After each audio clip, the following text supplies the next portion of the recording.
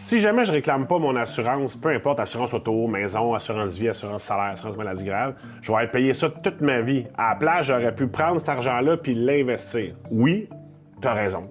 Si t'as jamais été malade, t'as jamais eu à réclamer, t'as jamais rien arrivé à ton auto, jamais rien arrivé à ta maison, jamais arrivé rien au travail, t'as toujours été en bonne santé, t'as toujours pu rentrer sans maladie, t'as pas eu de maladie grave, puis bien évidemment, t'es pas décédé parce que t'es capable de m'écrire ce message-là. Oui, si tu prends toutes les primes payées puis tu l'investis, logiquement, t'as plus d'argent pour toi à la retraite.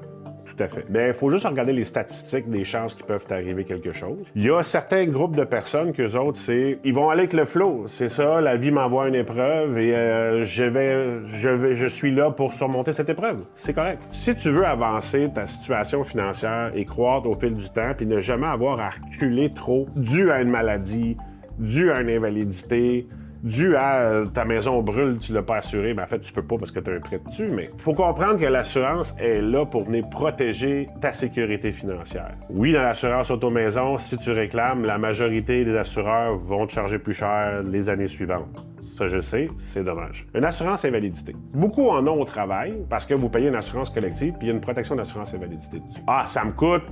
Je dis n'importe quoi, 200$ par mois mon assurance collective. Aïe aïe, j'ai pas les moyens de me la couvrir. C'est correct si t'as vraiment pas les moyens. Tu sais, je mange-tu ou je me couvre? Je mange ou je me couvre?